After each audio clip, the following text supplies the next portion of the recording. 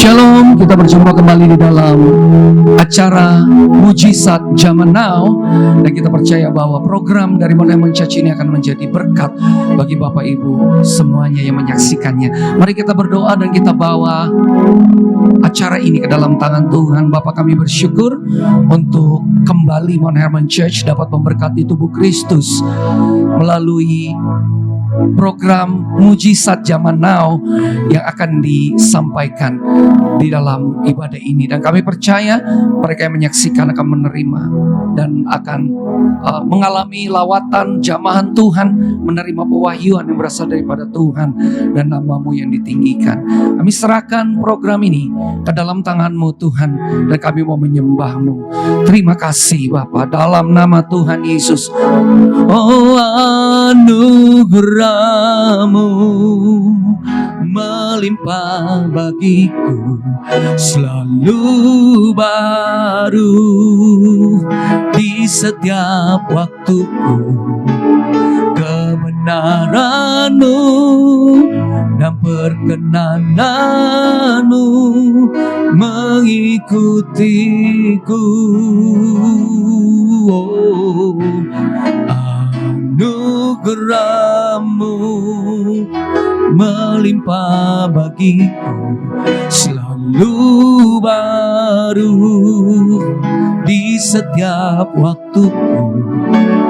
Perkenanan-Mu dan kebenaran-Mu mengikutiku sepanjang hidupku.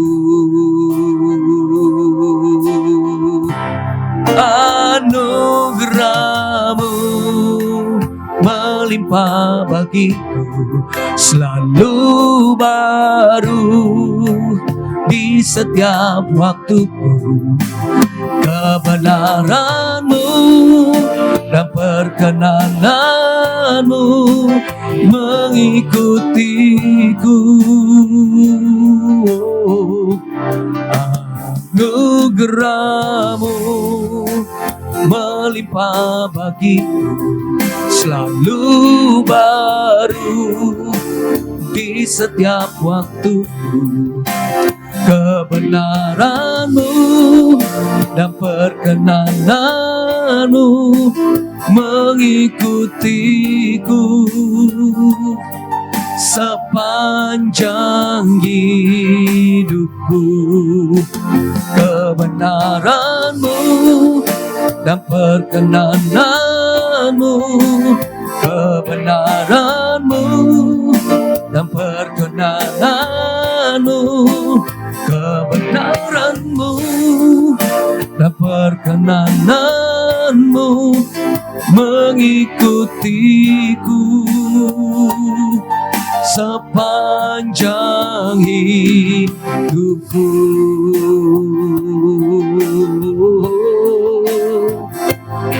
Haleluya, mengikutiku selalu. Kebenaran-Mu, perkenanan-Mu Tuhan mengikutiku selalu. Oh, kami bersyukur, kami bersyukur, kami bersyukur.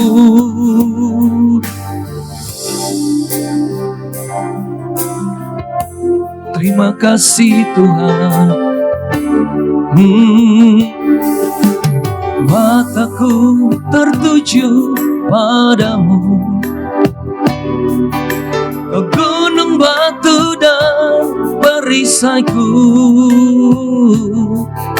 Daripada-Mu lah pertolonganku, tiada yang seperti diri-Mu. Hatiku tetap menyembah-Mu, di dalam-Mu ku berserah penuh. Kau selalu bekerja untuk tiada yang seperti dirimu. Karena aku tahu Kau ada di pihakku, berkenan bagiku, menyelamatkanku. Tak ada musuh yang sanggup melawanmu. Oh Yesus, Kau kemenanganku. Karena aku percaya Kau tetap setia, tak pernah tinggalkan dan lupakanku. Tak ada musuh yang sanggup melawanmu. Oh Yesus, Kau kemenanganku. Oh Yesus, Kau kemenanganku. Oh Yesus, Kau kemenanganku.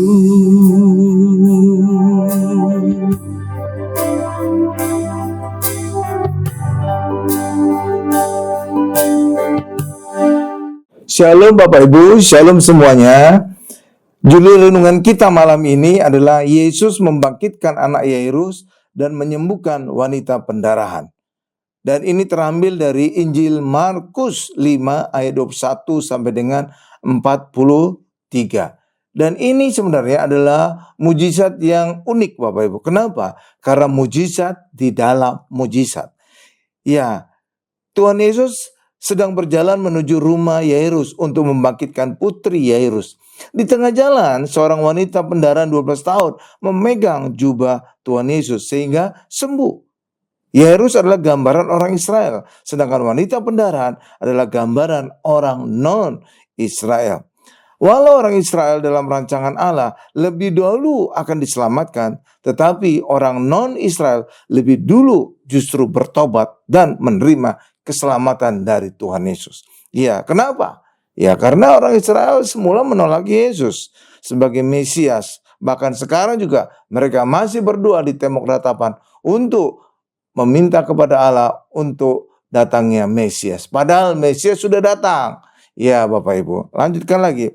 Yairus itu kepala rumah ibadat atau kepala sinagoge yang faham hukum Taurat atau hidup di bawah hukum Taurat. Tetapi dia sujud di depan Yesus dan minta Yesus datang ke rumahnya agar putrinya yang sakit disembuhkan. Ya Bapak Ibu.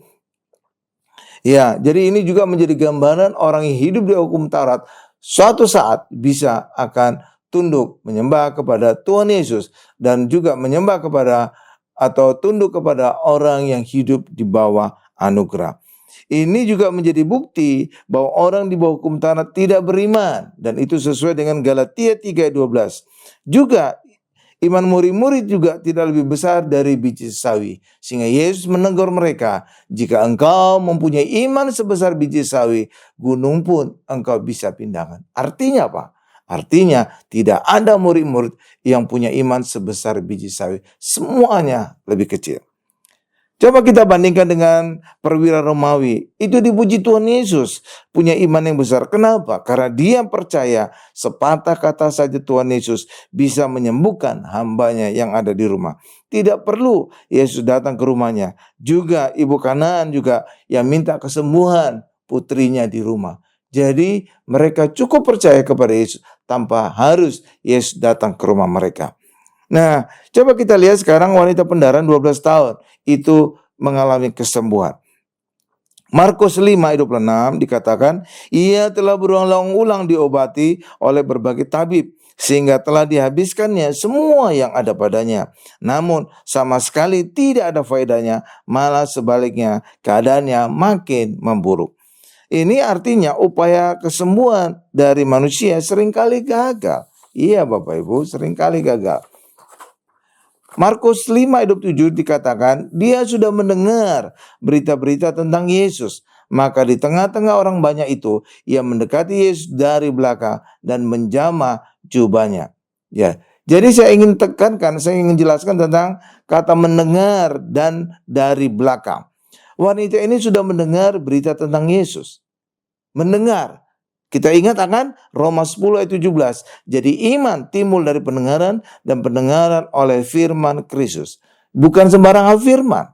Kalau mendengar Taurat justru kita tidak punya iman. Tadi dalam Galatia dikatakan dasar hukum Taurat bukan iman. Maka tidak akan punya iman. Tapi harus mendengar tentang Kristus, tentang Tuhan Yesus.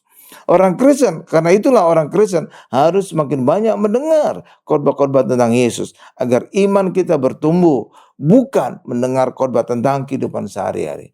Karena itu pendeta, mari selalu mengkhotbahkan tentang Tuhan Yesus. Agar lewat khotbah tentang Tuhan Yesus, iman dari jemaat akan bertumbuh. Dan ketika iman bertumbuh, berikutnya adalah mujizat akan dialami oleh jemaat, akan dialami oleh pelayanan dari pendeta. Jadi fokus kepada Tuhan Yesus.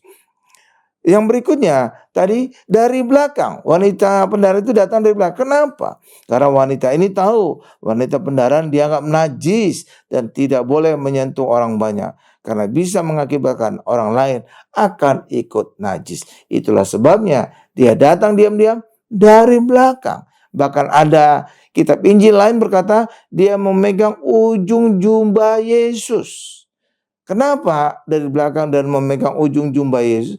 Agar kalau seandainya dia ketahuan pendarahan dan menyentuh orang, menyentuh Yesus, dia tahu dia bisa dimarahin. Karena itulah dia datang dari belakang dan hanya menyentuh ujung jubahnya. Dengan harapan seandainya pun dia ketahuan, dia bisa berkata tidak sengaja, kesenggol. Gitu Bapak Ibu. Ya, kita lanjutkan Markus 5 ayat 28. Sebab katanya, asal ku jamah saja jubahnya, aku akan sembuh. Ayat 29. Seketika itu juga berhentilah pendarahannya dan ia merasa bahwa badannya sudah sembuh dari penyakitnya. Jadi wanita itu sudah beriman. Kenapa dia bisa beriman? Karena telah banyak mendengar berita tentang Yesus. Sehingga dengan langkah iman ia mendekati Yesus, menjamah jubahnya dan berkata, aku sembuh. Dan boom, terjadi mujizat. Mujizat terjadi dan dia langsung sembuh. Markus 5 ayat 34, maka kata Yesus kepada perempuan itu, hai anakku, imanmu telah menyelamatkan engkau, pergilah dengan selamat dan sembuhlah dari penyakitmu. Jadi wanita ini benar-benar sembuh karena imannya. Karena Yesus saja semula tidak tahu siapa memegang ujung jubahnya, yang memegang jubahnya. Benar nggak Bapak? Iya kan? Iya. Jadi luar biasa, benar-benar dia sembuh karena imannya. Bukan karena kebaikan Yesus, bukan karena belas kasihan Yesus, tapi sungguh-sungguh karena imannya. Dengan iman dia berkata, asal ku jamah saja ujung jubahnya, aku sembuh. Hal yang sama juga saudara bisa berkata juga dengan iman. Asal aku berdoa, aku disembuhkan. Asal aku terima perjamuan kudus, aku disembuhkan. Asal aku didoakan, aku bisa sembuh. Saudara bisa berkata dengan iman juga seperti wanita pendarahan. Amin Bapak Ibu. Nah, sekarang tentang Yesus membangkitkan putri Yairus. Itu di dalam Markus 5 ayat 35 sampai dengan 42. Markus 35 saya bacakan. Ketika Yesus masih berbicara, datanglah orang dari keluarga kepala rumah ibadat itu dan berkata, anakmu sudah mati, apa perlunya lagi engkau menyusah-nyusahkan guru? Jadi rupanya putri Yairus itu sudah mati Bapak Ibu.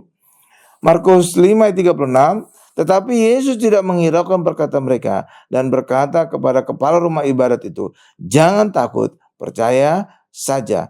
Yairus diperhadapkan kepada dua pilihan.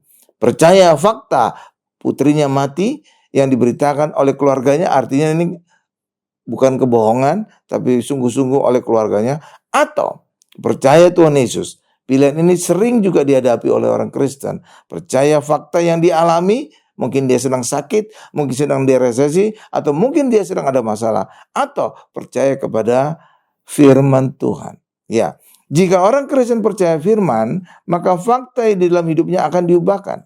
Fakta kita sakit, tetapi oleh firman Tuhan dikatakan, oleh bilur-bilur Yesus kita sembuh, maka kita bisa sembuh. Faktanya kita resesi, tetapi firman Tuhan berkata, Yesus kaya menjadi miskin agar kita menjadi kaya. Maka kita percaya, maka kita juga bisa diberkati. Markus 5 ayat 37. Lalu Yesus tidak memperbolehkan seorang pun ikut serta, kecuali Petrus, Yakobus, dan Yohanes, saudara Yakobus. Dalam peristiwa-peristiwa besar dan penting, Tuhan Yesus selalu mengajak Petrus, Yakobus, dan Yohanes tiga orang ini. Mengapa? Ada pasti alasannya. Nggak mungkin tanpa alasan. Arti nama Petrus itu adalah batu karang atau hukum Taurat. Sedangkan arti nama Yakobus artinya pengganti. Sedangkan arti nama Yohanes artinya anugerah. Jika digabung ketiga orang ini, namanya menjadi hukum Taurat berganti menjadi anugerah. Artinya, jika orang Kristen berganti dari di bawah hukum Taurat menjadi di bawah anugerah, maka kita akan mengalami peristiwa-peristiwa besar dan penting di dalam kehidupan kita. Karena itulah, mari orang Kristen dari tiga nama tadi, kita dianjurkan oleh Tuhan Yesus mengubah hidup kita dari hidup di bawah hukum Taurat berganti menjadi hidup di bawah anugerah. Atau dengan kata lain, jangan kita mengandalkan perbuatan baik kita untuk benar di hadapan Allah, tapi hiduplah berdasarkan anugerah Tuhan Yesus yang membenarkan kita. Amin Bapak Ibu. Ya, kalau tetangga sebelah benar mengandalkan perbuatan baiknya, tapi orang Kristen tidak. Kita benar dengan percaya kepada Tuhan Yesus. Oleh anugerahnya kita dibenarkan. Amin. Lanjutkan lagi. Markus 5 ayat 38. Mereka tiba di rumah kepala rumah ibadat, dan di sana dilihatnya orang-orang ribut, menangis dan meratap dengan suara nyaring. Zaman itu Bapak Ibu, sewaktu ada kematian, ada jasa penangis profesional. Iya, sehingga suasana semakin mengharukan. Air mata mereka akan disimpan di kirbat. Nah, itulah ada lagu air matamu di dalam kirbat. Benar Bapak Ibu? Lanjutkan lagi. Markus 5 ayat 39. Sesudah ia masuk, ia berkata kepada orang-orang itu, "Mengapa kamu ribut dan menangis? Anak ini tidak mati, tetapi tidur." Tuhan Yesus menyebut putri Yairus itu bukan mati, tetapi tidur. Karena sebentar lagi Tuhan Yesus akan membangkitkan putri Yairus itu. Orang Kristen juga saat mati akan disebut tidur. Kenapa? Itu kematian sementara. Karena kita akan dibangkitkan Tuhan pada akhir zaman. Markus 5 ayat 41. Lalu dipegang Yesus tangan anak itu. Katanya, Talita kum, yang berarti, anak, aku berkata kepadamu, bangunlah. Dan ini adalah bahasa Aramik, bahasanya Tuhan Yesus. Ya. Markus 5 ayat 42. Seketika itu juga anak itu bangkit berdiri dan berjalan, sebab umurnya sudah 12 tahun. Semua orang yang hadir sangat takjub. Selama Tuhan Yesus pelayanan 3,5 tahun, ada 3 orang yang dibangkitkan Tuhan Yesus. Yang pertama, putri Yairus ini. Ya, dia baru saja mati, masih hangat. Ya, Bapak Ibu. Mungkin orang bisa berkata, oh dia tidak dibangkitkan, dia mati suri. Oke, lanjutkan lagi. Pemuda di Nain. Ini dibangkitkan Tuhan Yesus. Sedang dibawa ke pekuburan. Sedang digotong. Jadi udah lebih pasti kematiannya. Lalu yang ketiga, Lazarus. Ini lebih dahsyat lagi kematiannya. Sudah 4 hari. Bahkan Marta berkata sudah berbau. Dan ketiganya dibangkitkan oleh Tuhan Yesus. Tetapi saat Tuhan Yesus bangkit dari kematian, banyak orang kudus yang turut bangkit. Matius 27 ayat 52 sampai dengan 53. Ayat 52. Dan kuburan-kuburan terbuka dan banyak orang kudus yang telah meninggal bangkit. Ayat Matius 27 ayat 53. Dan sesudah kebangkitan Yesus, mereka keluar dari kubur, lalu masuk ke kota kudus dan menampakkan diri kepada banyak orang. Jadi kalau ditanya berapa orang yang telah dibangkitkan Yesus, jangan katakan 3 orang. Saudara harus membagi 2. Saat pelayanan Yesus benar 3 orang. Tapi saat kematian dan kebangkitan Yesus, justru banyak orang mati yang dibangkitkan. Amin Bapak Ibu. Karena itu jangan menjawab 3 orang, tapi banyak. Saya simpulkan renungan ini. Selama orang Kristen di dalam Tuhan Yesus, kematian kita sementara dan disebut tidur karena akan dibangkitkan pada akhir zaman. Yang kedua, jika kita punya iman, terjadilah mujizat sesuai dengan iman kita. Selama kita masih mengandalkan perbuatan baik kita untuk benar di hadapan Allah atau hidup di hukum Taurat, maka kita tidak punya iman. Dan kalau tidak punya iman, tidak akan ada mujizat yang kita alami. Karena itulah hari ini orang Kristen kita benar karena percaya dan di dalam Yesus. Maka ketika itu kita adalah orang yang beriman karena bukan mengandalkan perbuatan baik kita. Amin Bapak Ibu. Dan ketika kita punya iman, semakin besar iman kita, semakin besar juga mujizat yang kita alami. Amin Bapak Ibu. Tuhan Yesus memberkati. Saya bersaksi tentang dulu pelayanan. Saya sebagai pendeta di suatu gereja besar, Bapak Ibu, mungkin terbesar di Jakarta barangkali atau di Indonesia. Saya pelayanan sana dan banyak saya ditugaskan di Bekasi. Nah, puji Tuhan pada saat saya pelayan di Bekasi banyak terjadi mujizat. Ya, mujizatnya juga luar biasa. Ratusan orang sakit kanker sembuh. Wow, luar biasa. Dari berbagai jenis kanker dan dari berbagai jenis stadium dari kanker tadi. Iya, bukannya saya hebat, tidak Bapak Ibu, tapi semua lewat perjamuan kudus dan minyak urapan. Saya kasih saja perjamuan kudus minyak urapan dan mereka mengalami kesembuhan. Kenapa mereka mengalami sembuh? Karena saya tahu rahasia kanker itu apa. Kanker itu adalah pemberontakan sel. Ya, contoh paling jelas adalah kanker darah. Itu sel darah putih yang harusnya bertugas untuk melindungi tubuh kita justru menjadi pemakan darah merah. Jadi itu pagar makan tanaman Bapak Ibu. Harusnya pagar itu kan melindungi kan, justru pagar itu memakan gitu Bapak Ibu. Iya, itulah yang terjadi. Jadi sel darah putih itu memakan sel darah merah dan itulah kanker darah atau dikenal dengan leukemia. Ya Bapak Ibu ya, leukemia. Ya, tapi puji Tuhan, ketika saya berikan perjamuan kudus, mereka mengalami kesembuhan. Kenapa bisa sembuh, Pak? Karena orang harus mengerti tentang perjamuan kudus. Perjamuan kudus adalah tubuh dan darah Yesus. Itu Yesus adalah Raja Damai. Itulah sebabnya ketika kita makan Yesus, maka sel-sel yang memberontak tadi diperdamaikan. Sehingga sel-sel kita tidak ada lagi memberontak. Damai, damai, damai. Sehingga sembuhlah dari kanker. Kalau cara dunia apa? Sel yang memberontak tadi dibunuh dengan racun. Itulah kemoterapi. Disuntik cairan racun dengan tujuan membunuh sel-sel ganas tadi. Sel-sel memberontak tadi. Tapi dampaknya sel yang sehat juga ikut mati. Tuh Bapak Ibu. Akibatnya apa? Manusia itu yang di kemoterapi menjadi pucat, setengah mati. Bahkan ada kepalanya gundul, mukanya pucat, gak ada selera makan, segala macam. Itu cara dunia. Tapi kita punya cara Tuhan.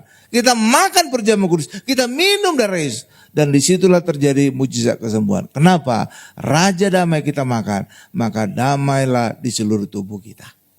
Sembuhlah kita. Gampang kan? Iya gampang banget. Kok gitu aja Pak? Iya memang gitu aja. Luar biasa ya, luar biasa ya. Bahkan juga hati kita juga. Kalau hati kita suka gelisah, hati kita suka marah, hati kita suka gimana gitu, berontak gitu. Rutinlah perjamuan kudus. Maka damai Kristus akan melingkupi hidup kita. Sehingga hati kita juga damai, damai, damai. Enak ya? Enak banget. Lah memang gitu. Ya, amin ya. Jadi solusinya ini ya, gampang ya, enak ya. Lah iya enak. Enak kita makan, minum, kan enak kan. Bahkan tidak bayar lagi, gratis. Kan luar biasa. Amin, Bapak Ibu. Karena itulah kalau ada di antara Bapak Ibu atau penonton yang mengalami kanker atau saudaranya kanker atau temannya kanker, silakan datang ke tempat ini. Kita beribadah sama-sama, kita juga perjamuan kudus sama-sama. Iya Bapak Ibu, apapun kankernya, stadium apapun itu, vonis mati sekalipun, saudara datang saja, kita bersama-sama ibadah, bersama-sama perjamuan kudus, dan kita bisa mengalami mujizat kesembuhan. Amin. Tuh, enak ya, enak ya. Iya enak. Tuhan itu caranya enak. Sama seperti juga ketika bangsa Israel banyak mati digigit ular tedung. Apa solusinya? Saudara tahu? Hanya melihat patung ular yang ditinggal oleh Musa. Hanya melihat. Nggak ngapa-ngapain lain. Hanya melihat. Lihat saja yang digigit ular. Orang itu menjadi sembuh. Hal yang sama juga sekarang gampang. Hanya makan. Tuh setelah itu. Hanya makan kan. Hanya makan dan minum. Sembuh. Iya. Jadi bagi Tuhan itu hal yang sederhana yang kita lakukan. Tapi hal yang besarnya itulah Tuhan lakukan. Amin. Nah. Gampang ya? Iya, enak ya. Kanker loh, kanker loh, sembuh. Ratusan, bukan 1-2 aja, ratusan. Iya. Juga mujizat yang berikutnya yang juga saya ini Bapak Ibu saya layani adalah ibu-ibu yang mandul bisa punya anak. Ini juga ratusan ibu-ibu. Iya Bapak Ibu. Ya, caranya bagaimana? Ini dia, caranya sederhana. Seringkali orang nggak tahu ya. Jadi ketika mandul itu biasanya harus kedua belah pihak harus diajak. Itu adalah suami dan istri. Karena bisa saja mandulnya bukan dari pihak istri, dari pihak suami. Benar kan Bapak Ibu ya? Makanya dua-duanya harus didoakan. Iya, dan itulah lewat kuasa Allah di balik minyak urapan.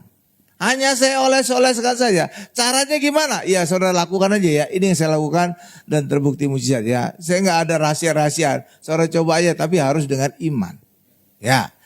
Saya panggil aja suaminya. Sini. Suami dulu. Baru saya oleskan minyak urapan di perutnya. Saya doanya sederhana. Dalam nama Tuhan Yesus, sempurnakan alat reproduksinya. Amin. Coba gitu. Simpel ya. Gampang ya? Iya memang gampang. Lalu kemudian saya panggil istrinya, sini kamu. Nah, itu juga diurapi, tapi nggak tangan saya. Pendeta juga harus ada etika, nggak perut orang jangan dipegang-pegang. Tangan suaminya saya kasih minyak urapan, lalu tumbangkan tangan pada perut istrinya, lalu tangan suaminya baru saya tumbangin tangan. Jadi nggak langsung. Jadi tangan suaminya yang langsung dengan saya, tapi tangan suaminya yang langsung ke perut istrinya. Bukan tangan pendeta langsung ke perut ibu-ibu tadi. Amin Bapak Ibu. Iya dong, pendeta harus ada etika juga. Perut istri orang dipegang-pegang. Ya jadi gitu. Jadi perut suaminya yang langsung nyentuh perut istri, saya yang menyentuh tangan dari suami. Lalu saya doakan hal yang sama. Sempurnakan alat reproduksi Tuhan. Agar ibu ini bisa hamil dan melahirkan. Udah. Simpel kan? Simpel sekali. Udah selesai. Dan terbukti berapa bulan kemudian langsung hamil. Dan luar biasa. Sehingga pada saat altar call banyak ibu-ibu berbaris gitu ingin didoakan lagi agar kehamilannya berjalan lancar. Ya, sampai banyak yang perut-perut gendut gitu Bapak. Iya banyak. Bukan 1, 2, ratusan Bapak. Sehingga di Bekasi saya dijuluki pendeta yang punya karunia membuat ibu hamil. Karena bapaknya ibu yang mandul, udah kemana-mana itu bisa hamil. Kan luar biasa kan. Puncaknya itu kemandulan itu ada di Bogor saat itu. Ya Bogor. Ya jadi biasanya itu yang mandul itu 2-3 tahun. Yang di Bogor itu bisa 9 tahun mandul. Akhirnya bisa punya anak. Setahu saya sudah punya 2 anak. Kan luar biasa Bapak. Luar biasa ya. Ya, itu bukan karena saya hebat ya Bapak Ibu, bukan. Tapi saya percaya ada kuasa Tuhan di balik perjamuan kudus dan minyak urapan. Doanya juga sederhana kan? Hanya sempurnakan alat reproduksi. Karena bisa aja ada yang tersumbat, ada aja yang macet, atau sperma suami lemah, dan segala macam. Banyaklah segala macam penyebab kemandulan. Iya, bukan hanya dari pihak ibu, mungkin ada mampet, saluran itunya kandung telurnya bisa aja mampet, bisa. Demikian juga kandungannya mungkin nggak sempurna, bisa. Demikian juga dari pihak suami, bisa aja spermanya nggak sempurna. Ya kan Bapak Ibu, iya berbagai macam penyebab. Iya Bapak Ibu. Tapi kita percaya ketika kita urapi, kita percaya sempurna kita doakan, maka benar-benar terjadi kehamilan. Amin Bapak Ibu, luar biasa kan? Iya, jadi saudara juga bisa melakukan ya. Kalau pendeta-pendeta ingin mendoakan jemaatnya silakan. Caranya sederhana kan? Ya, tapi harus dengan iman, oles-oles saja. Nggak harus segala disembur-sembur segala macam. Demikian juga itu tentang orang ya. Ada kanker, ada mandul, bisa sembuh. Ya, bisa disempurnakan. Amin. Demikian juga tempat usaha juga. Nah Pak Joni, Ibu Lydia sudah menyaksikan Ratu Plaza diurapi. Sekarang sudah ramai. Ya Bapak Ibu yang pernah dengar Ratu Plaza silakan buktikan sendiri. Datang ke tempat ini ya. Ratu Plaza ya, saya tunggu ya. Ketemu kita ya. Kalau perlu ketemu Pak Joni, ownernya. Iya di Ratu Plaza kalau ingin ketemu. Iya, ya datang ya. Nanti para penonton bisa datang ke Ratu Plaza. Mari kita makan sama-sama. Iya, oke ya. Demikian juga Landmark juga sama. Iya, telah mengundang ibadah mau church di sana. Kita urapi juga. Hanya sekali urapan. Lantai 19 yang semula ada penunggunya, mungkin ada kuasa-kuasa gelapnya. Akhirnya tersewa dalam waktu 1 minggu. Padahal kata Pak Joni pemiliknya sudah bertahun-tahun gak laku. Kayak ada ada sesuatu gitu Pak. Tapi ketika sekali diurapi langsung bisa laku. Kan luar biasa kan? Ya kan, luar biasa kan? Jadi usaha saudara juga, toko, urapi. Kenapa dengan diurapan Pak, diurapi dengan menjadi berubah Pak? Karena lewat pengurapan, mungkin sebelumnya ada kuasa-kuasa gelap di toko kita atau di rumah kita atau dimanapun, itu bisa pergi. Ketika kita urapi, maka itu ada kemuliaan Allah. Tempat yang sudah mulia, tidak berani setan datang ke tempat itu. Iya, setan itu hanya mencari tempat-tempat yang terkutuk, tempat-tempat yang kotor, tempat-tempat yang gelap. Mungkin sebelumnya tempat usaha kita ada kuasa-kuasa gelapnya. Mungkin juga rumah, karena umumnya ada aja bisa perbedaannya, ada aja suatu hal khusus. Umumnya ketika rumah dibangun, tukangnya sendiri mengusulkan kepada kita untuk memotong kepala kambing atau kebo, ditanam di tanah. Iya Bapak Ibu, kepercayaan mereka. Kita kadang-kadang terdesak. Kenapa? Lah tukang kita. Kalau mereka nanti ngambek, nggak selesai nih rumah kita. Kadang-kadang kita kayak ke pojok juga ya, atau di taruh tandan pisang, satu tandan pisang di bubungan rumah-rumah kita gitu Bapak Ibu. Iya, diikat pisang gitu, kan. Itu ngundang setan Bapak Ibu. Tanpa sadar kita ngundang setan. Tapi gimana lagi, tukangnya udah minta gitu, ya kan? Nah ya udah. Makanya ketika kita masuk rumah baru, tempat usaha baru, toko baru atau apapun, properti kita urapi lebih dulu. Kita kuduskan tempat itu sehingga tidak ada lagi tempat setan. Karena ketika diurapi, dikuduskan, tempat itu penuh kemuliaan, setan tidak berani lagi datang ke tempat itu. Amin. Halo Ibu. Iya, jadi saudara, toko saudara juga bisa laku, banyak orang bisa datang. Kenapa? Ketika sudah mulia, hanya Tuhan yang datang. Setan gak berani datang. Amin. Ketika Tuhan datang, Tuhan pasti membawa berkat. Membawa kenyamanan, sukacita. Benar Bapak Ibu? Tapi ketika iblis datang, wah iblis datang kan masalah. Ya kebangkrutan lah, kebakaran lah, segala macam. Bahkan juga kendaraan kita juga kita bisa urapi sehingga bebas mara bahaya celaka. Amin Bapak Ibu. Ya, jangan bodinya disemprot-semprot minyak urapan, rodanya aja. Ya. Saya juga lakukan itu, mobil saya juga saya urapi. Iya Bapak Ibu. Iya. Bahkan apa? Pesawat juga. Kalau saya naik pesawat, ya, naik pada saat di pintu pesawat saya urapi dalam nama Tuhan Yesus, aman perjalanan penerbangan saya, aman. Cuma gitu aja, simpel sekali ya, iya kan? Iya, jadi saudara juga bisa lakukan dan perjalanan penerbangan kita juga menjadi aman. Amin. Tiba di tempat tujuan. Jadi gitulah Bapak Ibu.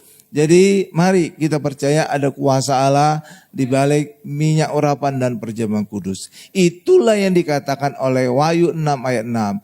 Jika ada minyak dan anggur, itu menggambarkan adanya perjamuan kudus dan minyak urapan, maka kita tidak dirusakkan.